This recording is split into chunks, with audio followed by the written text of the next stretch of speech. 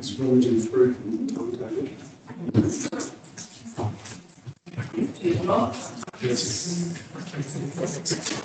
Okay, tēnā koutou katoa, welcome back after our lunch agenda. Our next letter is Doug's Opua Boatyard.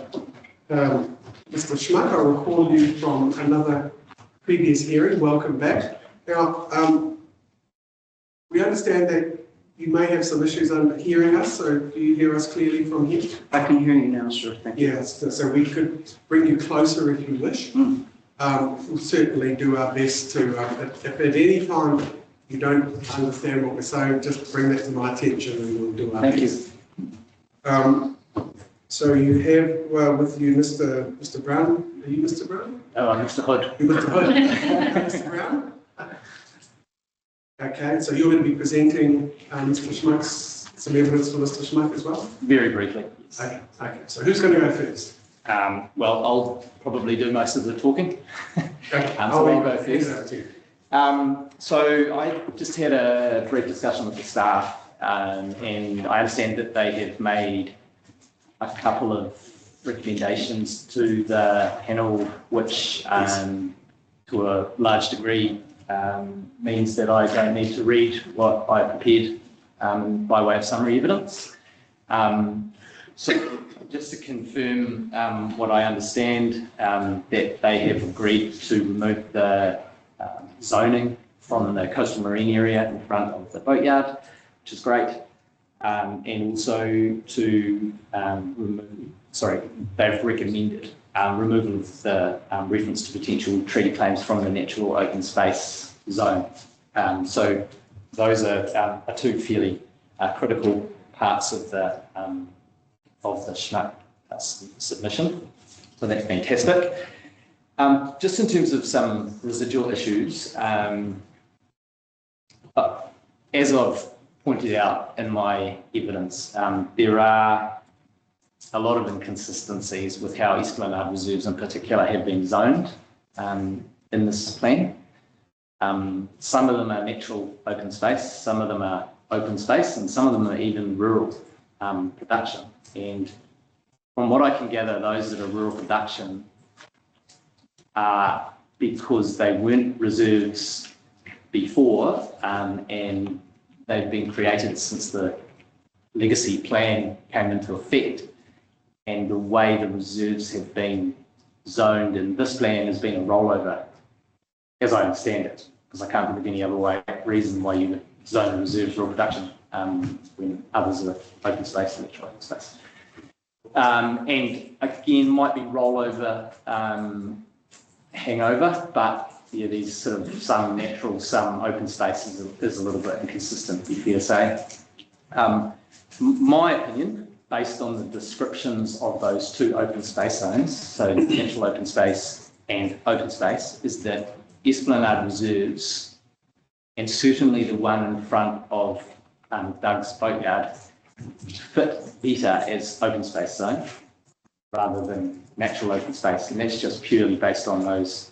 They're actually attached to my summary, just purely based on how those zones are described in the plan.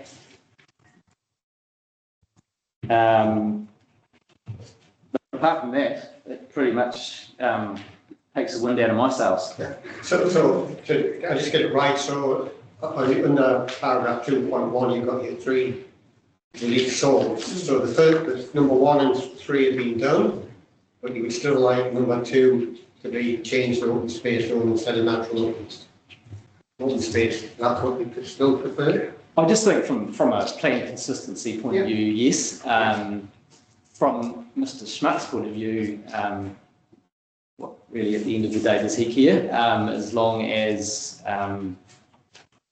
in his case he has easements over that reserve, and they're interfeasible. So whatever it's zoned.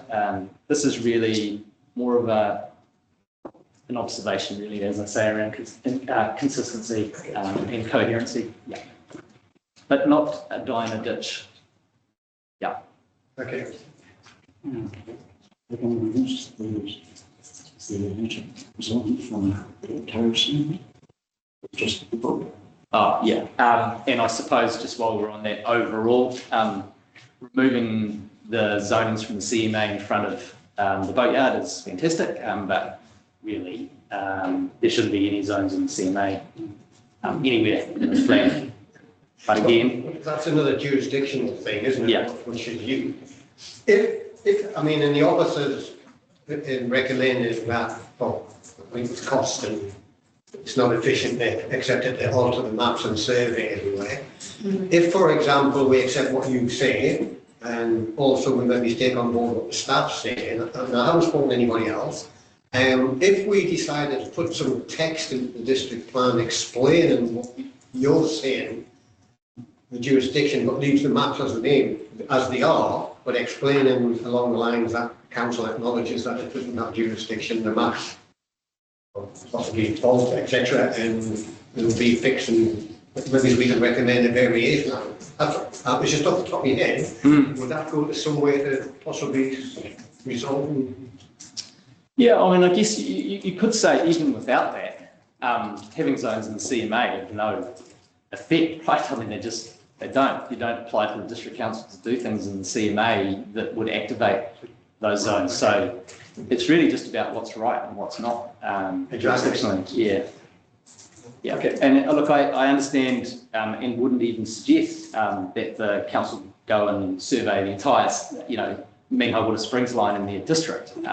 But this is a case in point where clearly the mapping is just looked at a harbour endowment title and just plonk the zone on it, when in fact just a simple aerial photograph underneath that, which you can get with most TerraView or Grip or whatever you're using, you can see straight away it's in the CMA.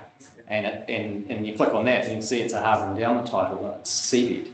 So it doesn't require a survey just to audit that stuff. It really isn't as difficult as that. Of course, those titles, some of them are creaked and erode. I get that. There's going to be those kinds of issues. That's not something a district plan can probably deal with, but certainly just being a little bit careless around those endowment titles and just having a close look at those, not that big a deal. Okay, thank you. Thank you. That's pretty clear. Strongly written. Standard of evidence that was pretty great. As a result of any point. Thank you. Right, Dave? No, I know there's a lot of history to this topic before this whole district plan aspect came about. Yes, sorry. If any of you know about the boat year, you know I have a 31-year history of dealing with the Resource Management Act, the Reserves Act, the Local Government Act, and it's pretty clear that when the council and I went to the Supreme Court based on the structure of the resource consents that Mr. Hood was directly involved with, the issues around not only the boatyard, but the effects it had on the CMA made the situation where there were substantial interruptions to any treaty claim that was remotely in the CMA. And this is exactly why I'm a party to the Marine and Coastal Area Act. And I just want to be very clear of the implications of the council being remotely involved in any aspect of the Marine and Coastal Area Act through a process of zoning. So you need to be aware that this will be contentious as time goes on. And this is exactly why I've made the statements I have about the issues surrounding the CMA. And of course, my legal team backs it up. So you need to be very careful about how you deal with that in the district plan, because it does have implications that would otherwise be dealt with in the High Court.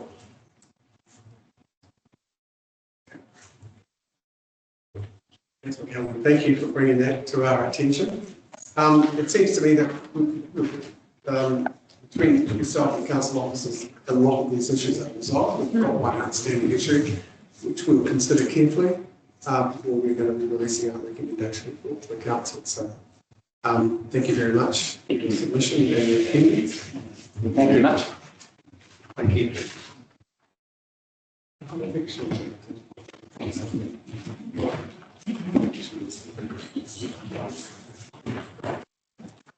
This one's sure that's one. I mean, that area in the CMA, not totally wrong. It's just like an overlay or an indication. Or...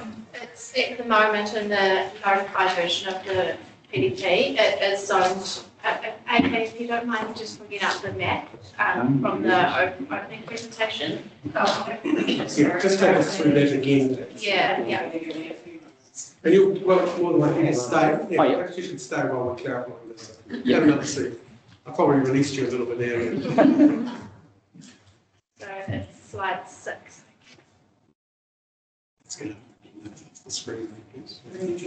Here.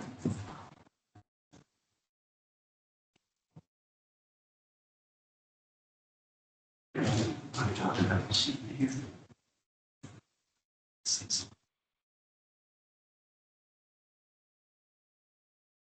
Yeah, so the orange outline, that is within the CMA, and when the plan was notified, that had a natural open space zoning over it, which is an anomaly because that land is clearly within the CMA. Yes.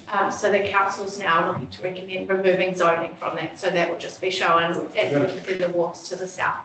No. Is that a law included in clause 16 recommendation? This will just be a recommendation as a result of this hearing. Oh, okay. Go from the submission. And Yeah, so we'll cover that in the written reply. Okay. And the other property, which is the pink, is Yes. Doug's Oakville Boatyard, Yes. is 1 Richardson Street. The other one that we're discussing is natural open space zone of that local purpose reserve between the CMA and Doug's Oakville Boatyard. Yes, there's sort of like a little wedge like Yes, this. yeah, so we're looking, the officer's recommendation now is to retain natural open space zoning, but to amend the overview section of the natural open space zone chapter to remove reference to treaty claims. Oh, I see. At the moment, it's got a sentence that says land in the natural open space zone may be zoned in future, some rezoned in future, but subject to treaty claims, but we're going to remove. So, removing that. right, so as I understand, Mr. Hunt's evidence was that they were seeking an open space zone rather than a natural open space zone. Yes, and then What is the issue about granting that relief? so that relief, essentially, we've had discussions with the other council officers involved in the open space zoning. So Ms. Trinder and Mr. Baxter.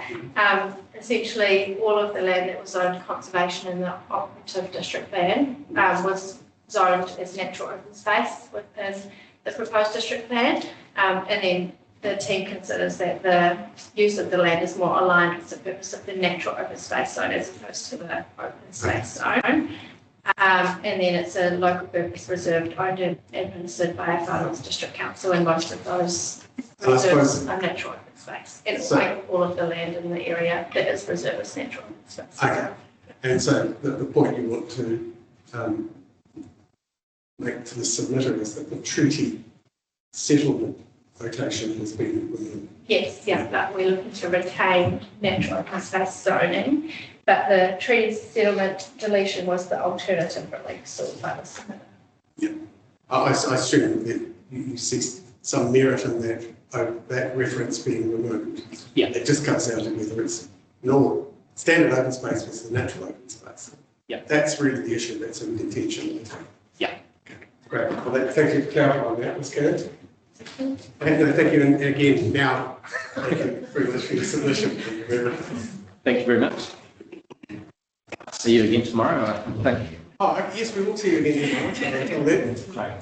thank you again, Mr. Schmidt. Right, now, our friends, Vision Kerry, our Kerry Trust, Carter Custody. Conservation Trust, boy, we've got quite the delegation today. They're wanting to end with a bang. Are we going to have now? Who's in charge today? Melanie. Introductions. Okay. Melanie, how many people do you want to have speak to us today? Actually, it's one, two, very brief introduction, then two more, and we've and the rest of our group is here to answer questions in case the panel has So questions. there's three? Two main speakers. Two main speakers. One introduction and two main speakers. Very good. Okay, well, I was just going to say, those people who are going to speak should sit up here.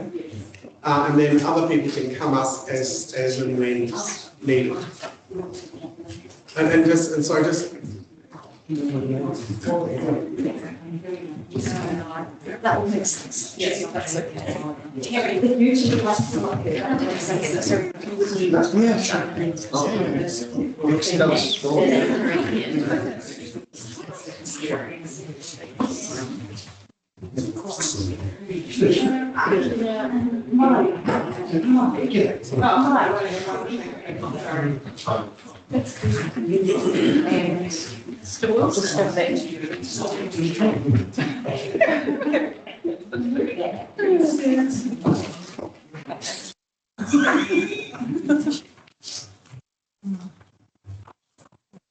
so, Ms. Lilla, you're going to kick things off, are you? Oh, no, let's go to the...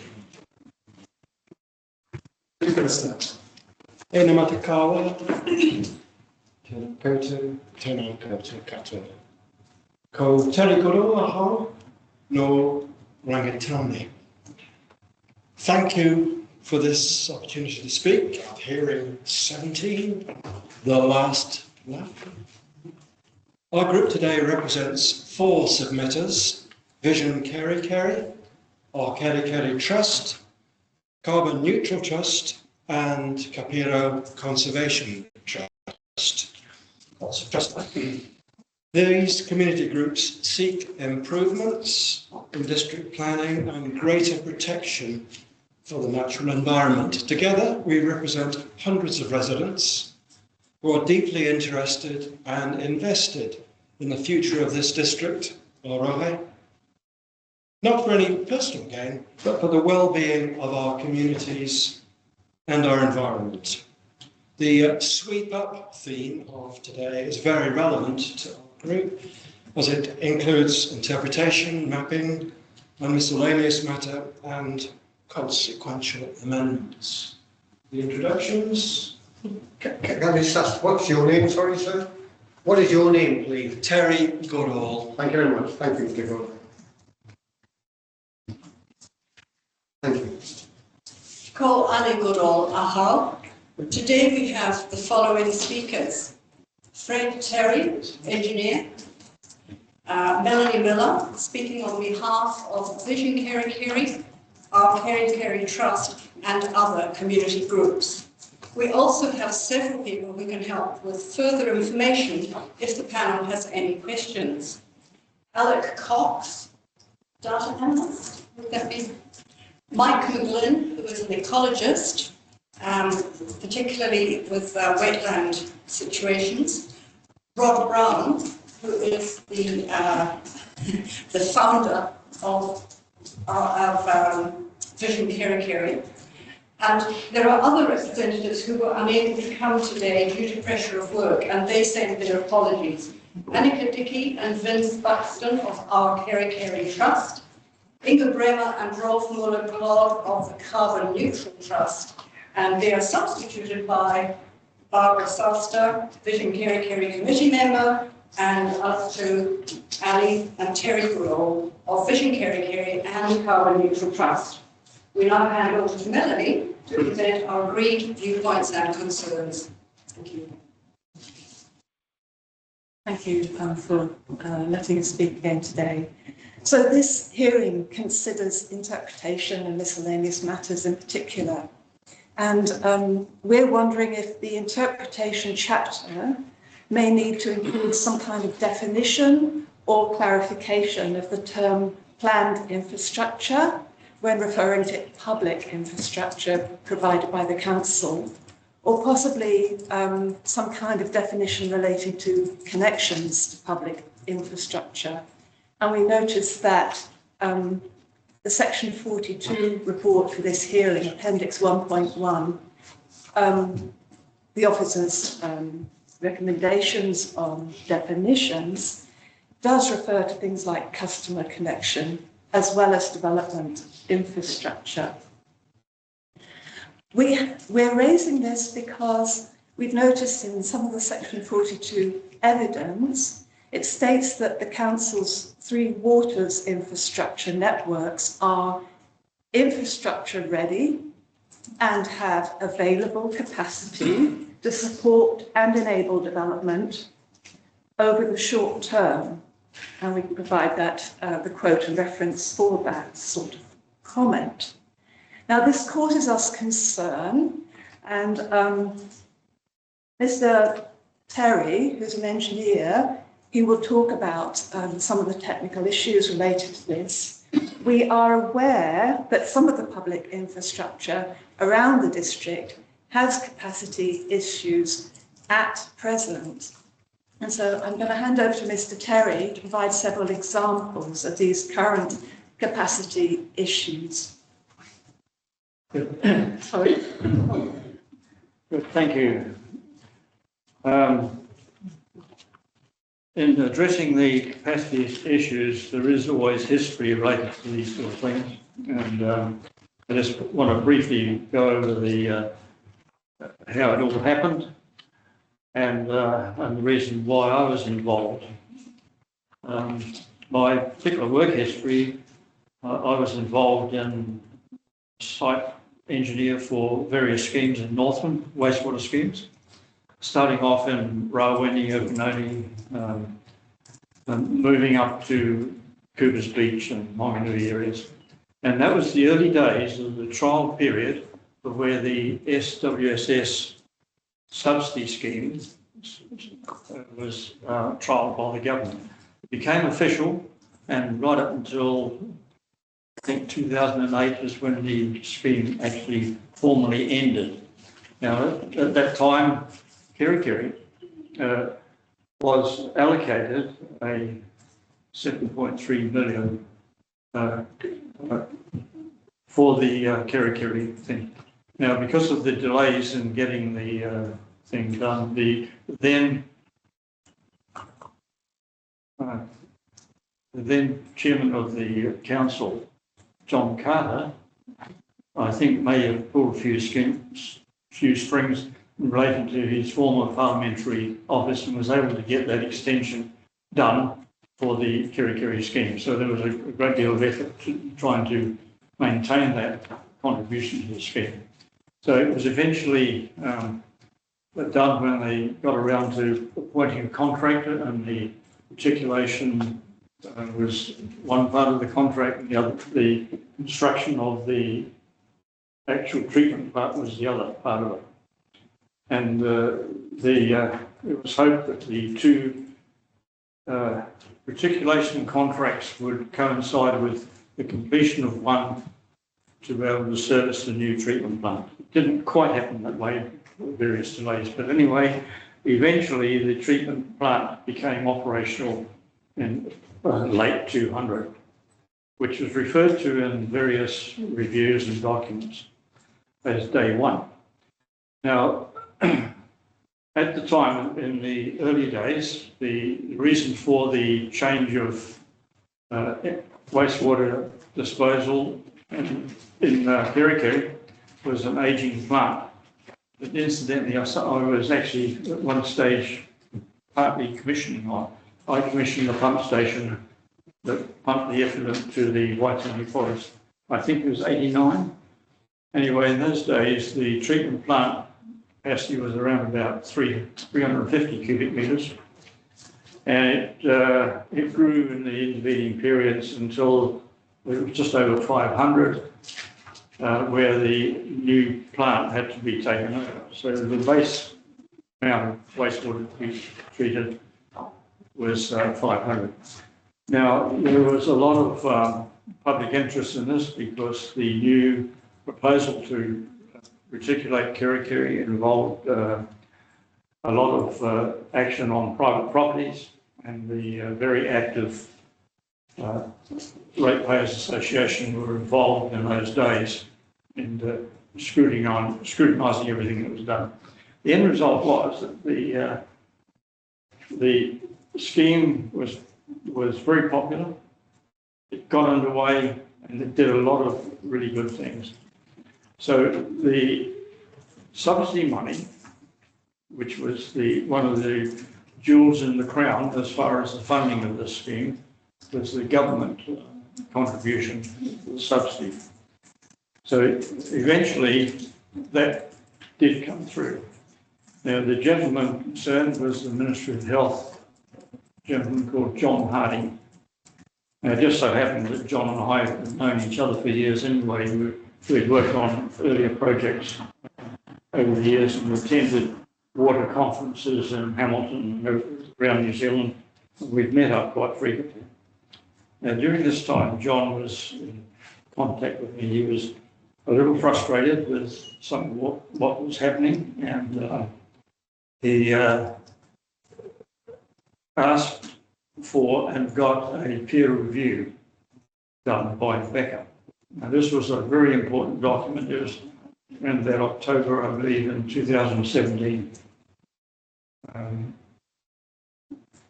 John's concerns were set out in relation to future capacity, and he listed them, and Becca's Mr. John Crawford actually responded, and I think you've got a copy of the conclusions of that report.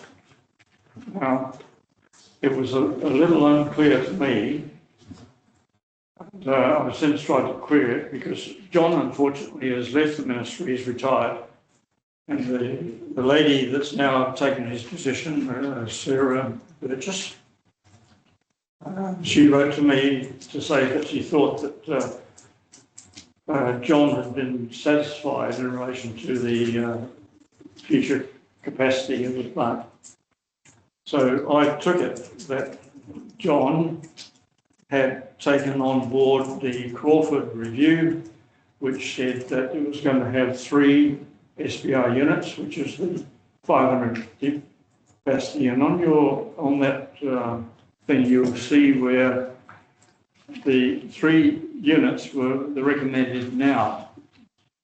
And it also has more quotes about the fact that at the time, when the review was done, this would only be slightly in excess of the throughput capacity cuts in 2017.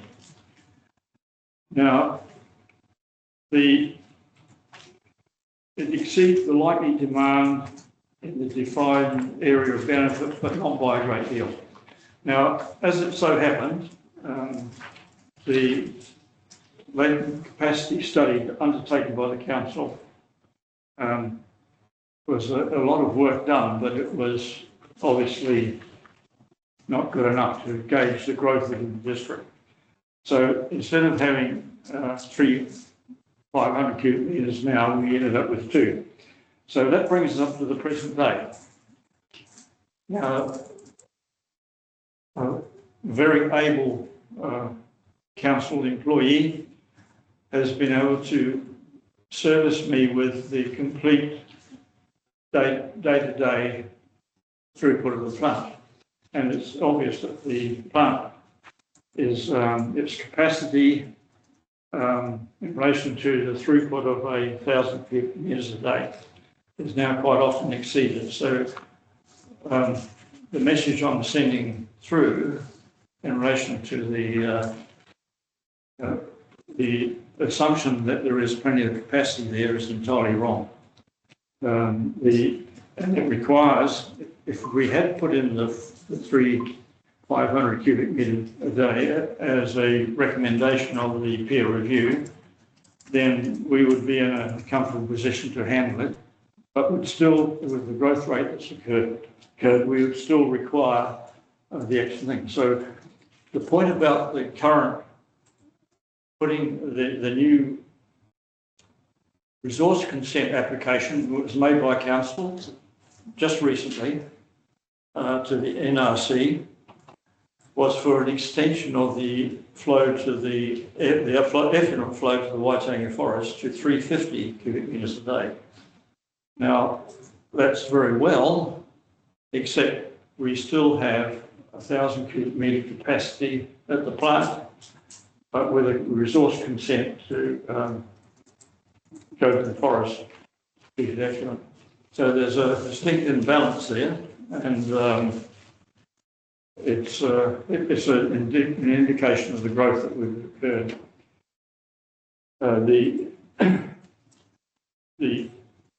I'm still receiving every month I receive the total month's throughput through the plant, which indicates that on many days we're getting in excess of 1,000 cubic metres a day, which means there's additional treatment, and we go into storm flow operations with the plant. On one particular occasion, on a very bad storm event, the throughput of the plant went to 3,000 cubic metres in a single day. We've had many going through at 2.5 to 7 thousand cubic metres a day. So we are in a situation here where the growth is overtaken the capacity of the plant. And I think it's the point to be made about this is when the further review for the spatial plan, and that is S42 saying there is adequate capacity, that is not correct. And it should be noted that there is urgent requirements to upgrade the plant. Anyway, I'm quite happy to have any questions, and also anything that Alec has also been very much aware of the capacity. Would you like to comment on that? One of the key issues in the past has been the resource consent, which is based on an average dry weather capacity. Peculiar term in consent, which means you've got to actually have 3 days with less than 1 millimetre of rain before you even consider it's a dry day. Justified on the grounds that you get wet, there's some soakage through infiltration. But the real thing to look at is 2 figures. The plant has an average flow through or input, which is higher than the dry weather days, obviously. Because if it's dry, you've got no infiltration. That figure is the one that we need to be concerned with, not the resource consent, unless we're going to exceed the resource consent, which now you're not, because the plant has a total capacity of 1270, the consent's for 1350. Great.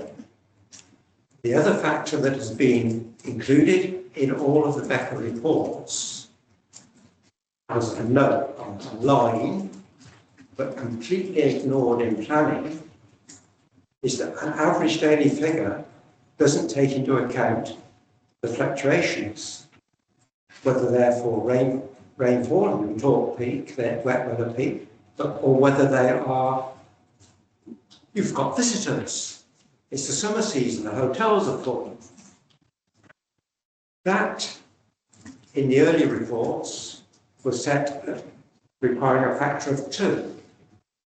So although your plant may be able to treat 1270, your working capacity normally should only be half of that, 640.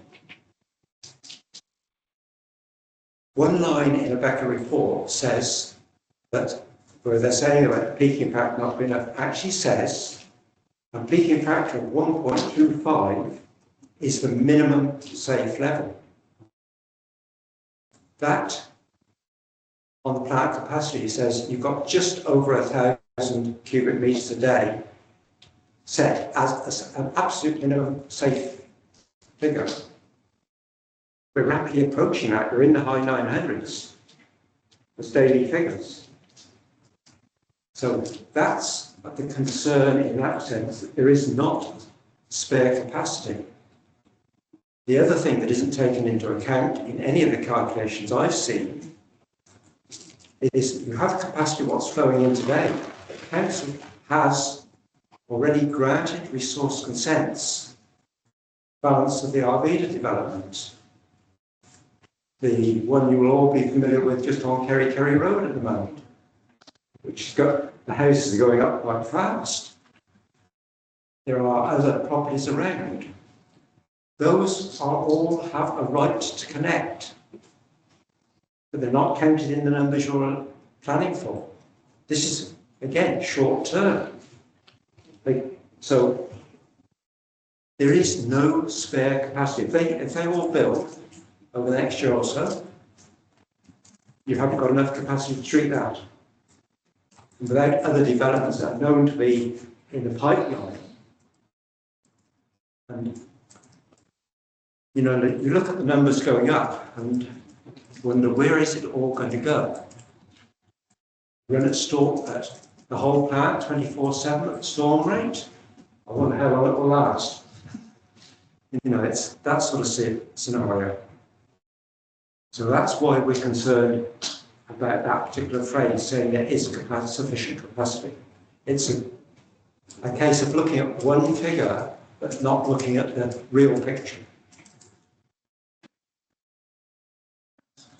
The other capacity situation that affects the flow through the plant, we're talking now peak loading, wet days, is the overall condition of the wastewater and stormwater system, which are unfortunately interrelated in many places. So on a wet day, you can expect some local infiltration. You don't expect roof waters that have been connected to the wastewater system to flow in. So this peak loading is excessive. And it's synonymous with a lot of the older section of Kerikeri. So the pump station at the lower level, down by the Kerikeri River, also has very high loads at rainy days. So all the Fairley Road areas down to Butler Road, going down to the golf course, that flows to that bottom pump station. It's far in excess of the number of capacity people that live in the area, so there has to be excessive stormwater. That entire area then gets pumped to the pump station and then comes through as a throughput, which overloads the present capacity. The other minor thing is that a few years ago, Kerikeri water treatment plant, which was taking water from the both the Wirra Road irrigation dam and the Puketoto stream, its backwashing used to be discharged at the back of the treatment plant over the bank. And I think that may have been stopped because the entire area is rust coloured in relation to the discharge from the filtration plants. So in the process of putting the reticulation in, the council arranged for a special 100mm line to go up and service the water treatment plant. So the backwashing that amounts to around about 36 cubic metres a day now goes directly into the, so that's every day. Now that goes directly into the wastewater treatment plant. So this sort of thing adds to the backdoor capacity of the overload situation that now occurred. Now, it's hard to absolutely determine that the subsidy, my telephone conversations with John Harding, he was adamant in his understanding that the board capacity had to be done. And he insisted that was so. I did get a letter eventually from him on the understanding that he is now satisfied. Now, it may be my misinterpretation or other, but my understanding at the time was that John had received an undertaking that the peer review done by Beckers in 2017 was going to be adhered to. Now, John retired shortly after that, and although I did carry on maintaining an interest in the scheme, and I received the monthly reports from the council. Now, obviously, the third SBI unit was not done at the time, and there are several issues in relation to what John actually asked for in his peer review. which includes the connections for the third tank and possibly a future fourth tank. Somehow the dialogue has changed over the years, but we've ended up with a 1,000 cubic metre capacity that is now not meeting the challenge of the demand.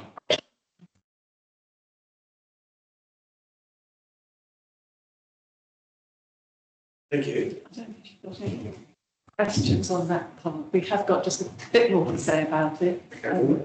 I just have one question. You talk about a definition of planned infrastructure. Do you have wording for us to consider? No. I mean, obviously, It's a difficult thing to deal with, but I think the issue is that. What would assist us, of course? Yeah. We understand your desire for one, and the evidence should support the need for one. Yes. What would be assisting us? And I don't think we're going to be able to do the work for you. Is if you wish us to have a definition of planned infrastructure, it's incumbent upon the submitter to give us the wording of that definition. And I understand that you're not planners, and maybe you are hoping that maybe the council officers would agree with everything you say and we would come up with some nice pithy definition that might still happen. But I think the council officers would also want me to ask that same question of them, which is what is the wording that you are expecting us to adopt and put into the plan? In the definitions, there is a definition that's just been recommended in the office's recommendations for this hearing for something called customer connection. And our reading of that is that it applies mainly to electrical connections. It's about network utility operators, cabling, transformers, and so on. But perhaps we will certainly put our minds to this and come up with some proposed words for you. Something relating to connections, I think, would be important, and the actual availability rather than just projected or expected or something. I mean, I was thinking, are you thinking about planned infrastructure being funded, designed, and programmed, or something less than that? Funded, designed, but maybe not programmed? I think funding, obviously, is a really critical part. Seems to think that would be an important component, wouldn't it? Isn't that an annual plan process, though? Isn't you confusing this process of proposed district plan with an annual plan process where the council stages or programs the costings or the values of these jobs to get someone to do them? Because you can include a definition of the proposed district plan, but it's not going to necessarily be any action. Take from what you've been saying, you're really looking towards action to provide the infrastructure. I think there are two parts to this. One is about yes, what the council is doing about it. And we have looked up the long-term plan, the 3-year and the 10-year, to find out what's said there. We have looked up some statements for future planning stated in the spatial plan, implementation plan. So there are various plans, some of which might be in process to actually assess and work out what's needed and work towards costing. And then when the funding's gained for sure, then eventually it would be implemented. But we reckon that would probably mean something in place, like an expansion to the wastewater treatment plant and the reticulation pipes leading to it. Perhaps, well, it certainly looks to us like well after 2007. So that's one thing, actually getting stuff done. The other thing is how one copes with it, meanwhile, in the district plan, because if consents, assuming the district plan is approved by council in May next year, for example, presumably it would come into effect straight away or immediately or very soon. And more consents would be issued on the basis of that plan and the new zoning, whatever that may be. And what happens then? Because more and more consents could potentially be added, we worked out that if, for example, we just used one example for Kerry alone, if, let me just start. So the Section 42 report has mentioned potential development capacity of 5,000 new dwellings in Kerry. Well, that would be over 30 years. But if you divide that figure of 5,000 by the 30 years, you could end up with about 167 new dwellings on average per year. Well, if we had 167, say, from May next year, following May, and then 167 the year after, and the year after that, we still probably would not have the extension to the wastewater treatment plant and the reticulation pipe in place by that time. It might be under construction by then, but you would actually be consenting new buildings that would not really, that you should not really be connecting to the wastewater treatment plant because it will be under capacity. So I think that's the issue, and that's why if we can find some words that might help. Yes, what are you going to say? I might be able to help you there. Are you familiar with the National Policy Statement for Urban Development? Yes. I think it referred to that in the policy. Yes. And I think you've read it. Yes. That has a term in it called infrastructure ready. Yes. Are you familiar with that term? No, I'm familiar with their development infrastructure definition, but not the infrastructure ready. Yes, they've got it. So basically it's about, I can read part of it to you. It says, development capacity is infrastructure ready. Yes. If, in relation to the short term, there is adequate existing infrastructure to support the development of the land, physical infrastructure in place. Yeah.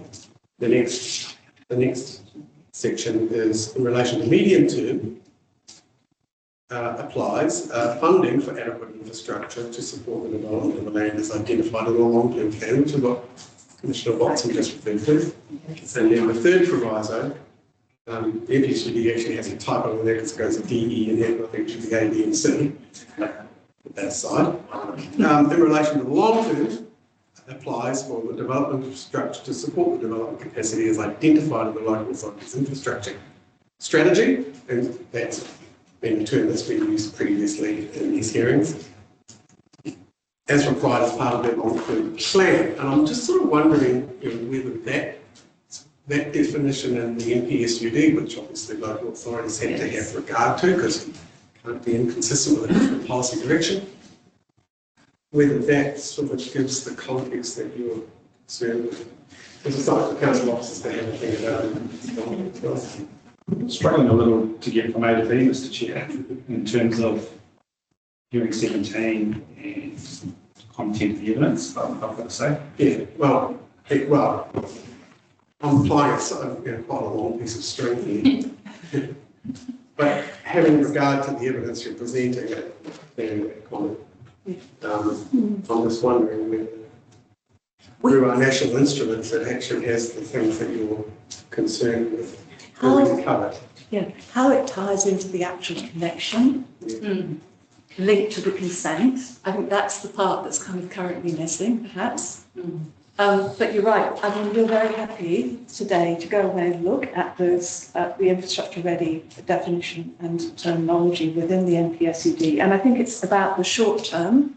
It's the near term we're talking about, because hopefully in the medium term we're going to have the extensions to capacity in all the parts of the district that will need it for the changes that are occurring. It seems to me that these measures are used in the Environment Council's radar. And they are built into the various other instruments like the long-term plan, NPSUD. They're all matters that they have to have regard to before they even think about rezoning land, that it has to be infrastructure ready. So I'm just wondering whether that gives you some assurances that, at least that's what we have. Anyway, we have the newly appointed infrastructure committee chair here. Yes, thank you. Just a few points. But as of 2027, the new Northland Three Waters entity will be established, and actually our assets will move over to that entity. As you may be aware, there's a publicly available document that outlines in a number of tables the agreed projects that were identified as our growth projects. That our council as well as Whangarei and Kaipara have all agreed to. So the actual work program is already set out and agreed to with certain assumptions of planned growth and planned income from the newly created development contributions policy, which does apply, as you'll be aware, to Kirikiri. The only water that will remain with the farm district is stormwater.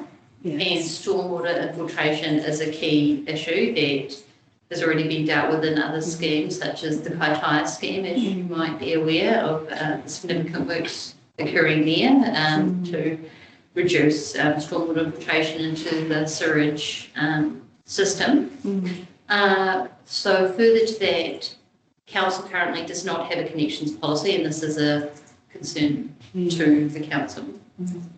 And I would expect this should be addressed as a standard requirement for a council. But I'm not actually sure if the Three Waters entity will have their own policy, because they will actually manage the ability to connect or not. Well, it will be managed by the district council. So in short, the district council will no longer be in charge of in particular sewage and potable water. And there'll be an economic regulator which will set out the minimum requirements for that, as well as allow for that planned growth across the Northland regions that will have to set out in these contracts. So in terms of the matters raised today, I think they're really relevant because of our lack of asset information in terms of asset management and not keeping up with planned works like a lot of the councils in the country. But it is with hope that the new waters entity that will only be doing waters and will not be decided by elected members or be done as a board, that they will be looking at not just the consenting but also planning for growth and the planned work programs going forward in the next few decades. You mentioned a publicly available document that lists. Correct. Do you happen to know the name of it? Because I haven't located one yet. Local Waters done well. Northland. Agreed. So it's definitely public and it was done for when we did the decision. One of the key issues raised by our council, specifically by me, is the integration between forward planning, which is what this planning is about, and the infrastructure provision, and who decides where the growth infrastructure will go first. But what we're told is that the minimum standard will need to be met first, which probably might address your concerns about meeting the minimum standard in terms of the current consents, and then also then on top of that allow for the plan growth. Thank you for that explanation. I think that's really helpful. But I think we remain very concerned about the next few years, because clearly when we looked through the 3-year long-term plan, we've looked at the spatial plan, implementation plan, and clearly there is some money allocated for in 2005 to 2007 in the 3-year plan for consent renewal and expand the treatment plant in Kerikeri. But it's 260,000. And that means it's not for actual expansion of the plant. it's for further assessment work and perhaps getting quotes from different providers or whatever. But it's not actually putting stuff on the ground that needs to be there. And it's this hiatus. And I think the transfer of all the Three Waters assets from the district council to the future CCO, I think that obviously is going to probably delay things further, because the new body will have to sort of get to grips with an even larger area, presumably all three districts, not just one, and look at the priorities there. And if the priority is going first and foremost to meeting consents and meeting those minimum standards, there are things there that need to be addressed probably quite a bit before the wastewater treatment plant in Kerry and the stormwater pipes in Kerry and various other things. And I recognise that compliance is an issue for the wastewater treatment plants in Opinoni, Kaitaya and Kaikoui, and so I think Kerry infrastructure is kind of low on the list and will perhaps get lower on the list once everything moves to the CCO.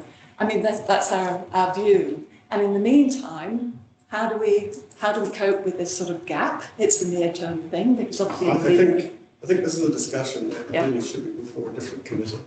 Potentially, we're here to write rules in the proposed plan. That's why I said yes. the definition. That's something that can go in the proposed plan. Yes. But how Three Waters done well is implemented, how that transition occurs, where the funding priorities are, and how much that's not a thing that this panel can consider. I agree. We understand these issues, we're all very concerned about them. Yeah. But I sort of feel like that's not a matter that this panel can really go into, and we can't look in the room. It's that you should prioritise Kerry.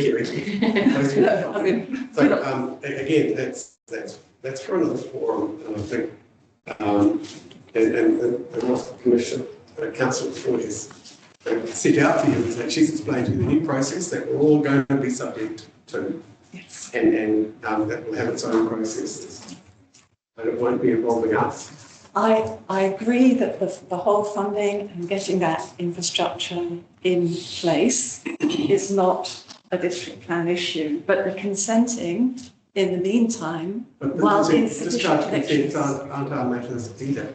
They're a regional council matter. So, No, sorry, excuse me.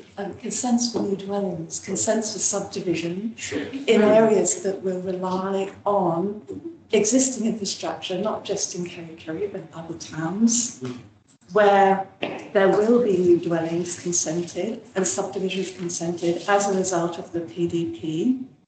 And it's that aspect, not consents for the wastewater treatment plants, it's the consents for the actual private properties, the new dwellings, the subdivisions, the developments, new shops, offices, schools, whatever.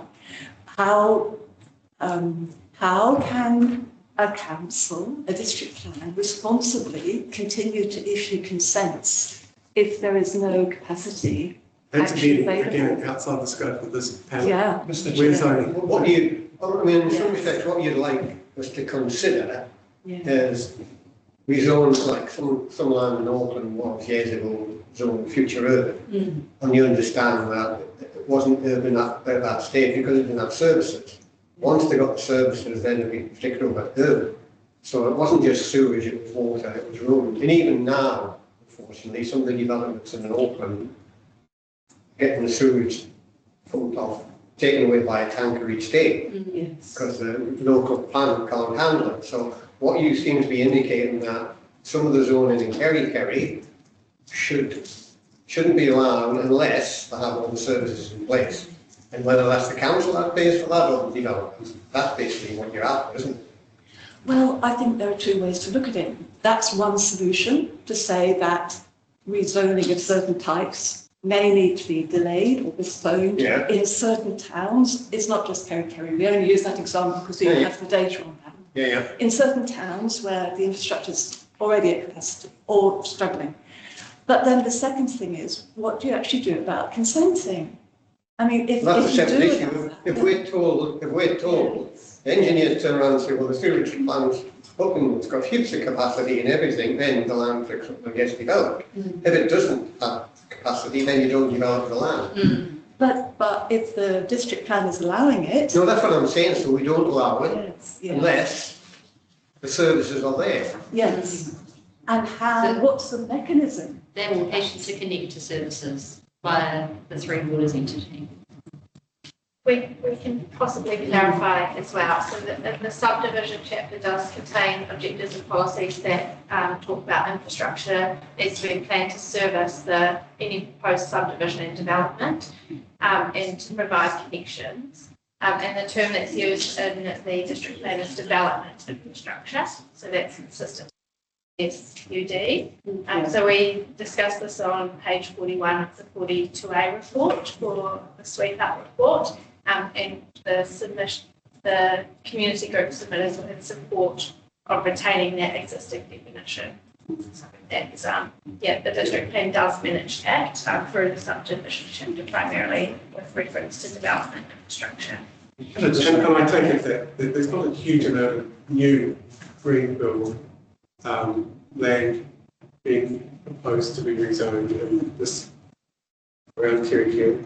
Very small. What I would say, Mr. Chair, it's a small area, isn't it? Mr. Chair, there's a range of tools that the council utilise when it comes to, in particular, subdivision. Number one is capacity assessment, and that could be certain solutions could be provided by a developer as part of that to meet this level of servicing requirements. The second one is financial arrangements, which council do enter into in terms of developer agreements, and part of that developer agreements most often is around funding for suitable capacity for infrastructure. So there's a number of tools we look at.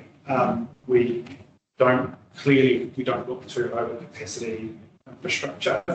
We do have individual liability as a council for our permits, which NRC monitor and enforce. I do reflect there's perhaps a little bit of uncertainty in the community at the moment around a lot of the detail and operational matters that which council operate under. I understand that makes sense to me. I also perhaps it might be helpful to think about how capacity is defined in the NPS FM is perhaps a little opaque to the community as well. We're not necessarily talking about any at this given point in time. You turn a tap and it's there.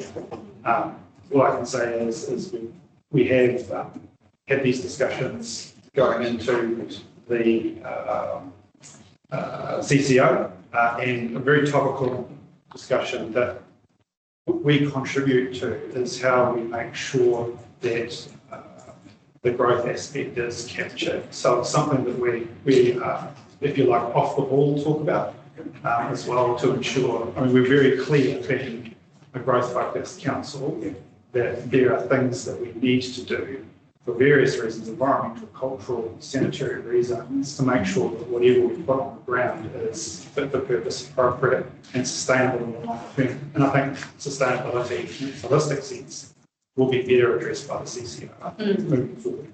Yeah, I think that's quite helpful. I understand there's multiple things happening at the same time. It's not just strictly the proposed plan. It's not the only game in town. Yes. As we say, we've got this working very well. We've got the council's long-term plan being involved. We've got other spatial strategies in the works. There's a lot of moving parts at the moment, which is one of the elements of it. So, whilst we're sort of saying don't talk to us about it, we're aware of that these concerns are being picked up by other processes that Victoria explained, Mr. Little's explained. So, I think really an answer to the general thrust of the presentation today is these matters are all recognised. And whilst you might not see it particularly articulated in the post-plan, there are other mechanisms that the council is required to undertake which are addressing those matters. And as I say, there's several balls in the air, Mr. Willow, at the moment. Good thing we have tamed the octopus, sir. Yeah, that's right. That's right. At least 8 tentacles in play. So, Do you have anything else you'd like to present to us? Just one quick point, really. I think your point, sorry, about how capacity is defined could also be actually quite helpful in this regard. Just coming back to the consensus viewed under the district plan, not the longer term issue, in the short term, in this gap period, while we have capacity problems and don't yet have the expanded infrastructure in place. One other quick bit of information, then I'll leave you. If you just look at the number of dwellings per hectare, we're really, I think, probably more concerned about the infill areas than greenfield, which you just mentioned, because if you look at in 2020, there was information that came out at the Alvida hearing that the FNDC assumed the wastewater treatment plant was built on the basis of 13 lots per hectare, 1-3. And the original design report of 2016 actually indicated that it was designed for only 8.5 lots per hectare. Current system, that's the one that we've now got in place. If you look, for example, at the Section 42 estimates of the number of dwellings per hectare in the general residential zone, for example, around the district, that can be, it said, 30 to 36 dwellings per hectare, which is way higher than 13 per hectare. Or if you look at MDRZ, for example, that can achieve densities of 40 to 72 dwellings per hectare on larger blocks, according to Section 42 report. It's this disconnect in the short term, the next few years, that I think is the matter of concern about consenting of individual. I think the response that you've been given is that council won't be granted consent if there isn't capacity. I mean, whilst you may have zoned the land to have that capacity, the consents, won't be granted consents for all that capacity. But it's happening now. I mean, for the last year or so, for quite a while, the plant has been often operating over capacity, and more consents are being granted. I don't know if you want to speak about this, Alex. Well, it's starting again, it's starting to tiptoe into enforcement areas as opposed to future planning areas. I take your point. But again, I think this is a matter that's not relevant with this panel. We can't say to the council, stop granting consents. And I know you're saying, why are you not zoning land? We're saying, well, the council will only grant those consents if there is capacity. Now, if council is granting consents and there is no capacity, that's an enforcement matter. It's not this panel's jurisdiction. Should there perhaps be something in the district plan that says well, no, there the is something in the Resource Management Act, and it's the enforcement procedures. And if the regional council doesn't think that the local authority is administering its discharge consent, it can take action. Oh, but look, you can even have a chat to the regional council if you don't think that the local authority is meeting its resource consent. We talk about consents for. When I use the word consent, I mean meaning the new consents for new dwellings and new subdivision. I'm not. Again, I'm struggling to see what your relief is. What is the decision you're wanting us to find? I don't know what rule you're wanting us to write that will address your concern, because, to be honest, I don't think it's a district plan. Maybe that's something that's perhaps something. I know I'm sounding a little bit mean again. I sort of need to keep you sort of within the guardrails. That's fine. Of which, we've got some guardrails that we have to follow, and we can't write rules that we don't have jurisdiction to. Perhaps something within the zone chapter, relevant zone chapter, or subdivision chapter that makes it very clear that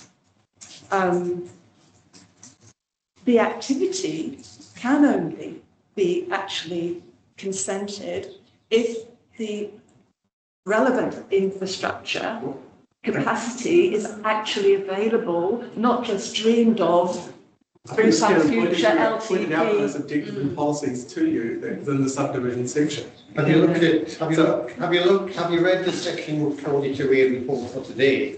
Paragraph 139 onwards. If you have a read of that, and particularly paragraph 141, which is on page 41, there's a few objectives and policies. So the policies, it says, policies that promote managing subdivision by ensuring that proposed activities align with the capacity of existing or planned development infrastructure. And then if you go and look at the definition of development infrastructure, it goes on about network infrastructure for water supply, wastewater. So if you have a look through those paragraphs 139 to 146, there's a lot of there's objectives and policies there which say exactly what you're saying. Now, there I say, if the council staff aren't following that, that's a different thing. We can't do that. No. We can't do anything about that. However, if you wanted us to strengthen those policies in any way, that you'd have to provide some wording for it. But they look fairly strong to me anyway. But if you have a look at them, it might satisfy some of your concerns. I think Ms. Cannon made the point that the good submissions support those policies. So, I mean, with media relief. And that is, we've got the we retain it. I think as well, in terms of the new national policy direction for granny flats, you know, the cumulative impact of that is yet to be known on our reticulated infrastructure as well. So you know, there are still more unknowns to come for our district in that respect. No, we don't know how it's going to be imposed. We don't know what discretion council may or may not have with regards to capacity once it lands. I think what you're saying is that in a couple of years' time, you're going to be back rewriting up the district plan anyway because of all the changes the government is talking about. If we were to delay, well, here's the thing, this plan's been delayed enough times because of changes. It's a long time to get here. And if we simply stopped making planning decisions because some regulatory change has been signalled down the pipe, nothing would be progress. So sometimes you just have to box on in the dynamic environment that you find yourself in. And we're in a particularly dynamic environment, but at least we're at the end of it. And we've got a reasonable chance of having a plan that looks somewhere near partly operative before any legislation changes. So there's our challenge. I think as well, some of your concerns could come to the Committee of Council relating to infrastructure as a deputation to the committee. So those options as well are open to your group today. So don't despair that there aren't other processes you can address these concerns. Yeah, I would really mirror that. I think you should focus a lot of your attention now that this process is coming to an end. You want to focus your attention, you know, to influencing those implementation plans and those long-term plans and infrastructure strategies and what have you that will be coming down the pipe, if you'll excuse the pun. Well, the difficulty with that lies in that I'm still awaiting a reply to a simple question said yes or no that was submitted 2.5 months ago. I can give you relief that there is a new chair of the committee. That was just a question to the council. I'll bottleneck. And you're welcome to come to the public forum and address those questions in person, and we'll ensure the staff are there so that hopefully your questions can be answered at that forum. Thank you. We definitely intend to pursue a number of avenues, all appropriate avenues, and we would be very grateful if you would allow us to provide some words to build on the parts that you highlighted. I think something really that's a bit more specific relating to available connection within the capacity rather than existing or planned infrastructure, which is perhaps too... We need to... Yeah. I'm prepared to give you a little bit of scope and maybe to the end of the week. But we're obviously under pressure to wrap up these hearings, and I feel the pressure intensely of our deadline, which is to have recommendation reports finished in the council by the end of March, and that's sooner than you think. So we'll give you till the end of the week. I know that's what I mean. If we get to Friday and it's not there, we're going to set to Monday, then maybe that's. But if we give you till Friday this week to give us some further commentary, then that gives the council officers a reasonable chance to have regard to it and advise us to the right. So you've got the reference that I spoke about. Okay, I would concentrate on that if I was you, but that's my opinion. That's the point. To be honest, I don't think you're miles away from what the plan already provides for. I just think we just need to be going in the right direction. Maybe tweaking. Yeah, maybe some tweaks. Yeah. Thank you. Well, again, I mean, this is your last presentation, so I want to thank you, all of you, for your diligence and commitment to the process. We all know none of you are being paid to be here. You're not doing it for any personal gain. There's no development opportunities that you're trying to achieve for yourself and your clients. You're just really well-intentioned local to come along to all this everything. You put the effort in to be prepared as best you can. So we know you're not experts, and some of you are tight experts, but most of you aren't experts. So we really, really acknowledge the effort and commitment that you've made to this process. And whilst we may have thrown a few hairy questions at you from time to time, we appreciate your input and participation. You've certainly made the whole process a lot more robust and community focused than ours. So thank you. Can I make just a last, it's a comment really, which it's mainly directed to Felicity perhaps, the new CC program being... Shared infrastructure. Yes, the one that's being taken over by the group. The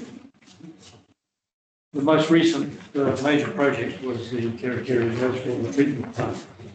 And in the design stages and also the review that was done, there are many pipes and things. It says in the review, it's a pity that it's now advanced because they'll have to be ripped up because it doesn't take into account. So the size of the capacity of the pipes that need to be done in association with the capacity of the plant. This sounds like a submission that should be made to the new committee. Yeah. And the other point is that in the documentation in the review,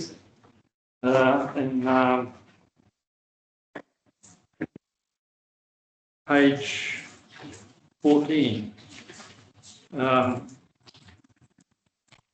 a report prepared in August for FNDC and addressed to Ministry of Health, FNDC has stated that MN, which is Mott McDonald, is not required to undertake a review in the decisions made by FNDC in respect to growth. So effectively the designer was put aside in relation to anything to do with growth. And that was a council decision, which is impacting on the entire forward planning of this process. That's my comment for the day. Okay. Well, I think duly noted by the chair of that committee. Again, let's go through my thank you.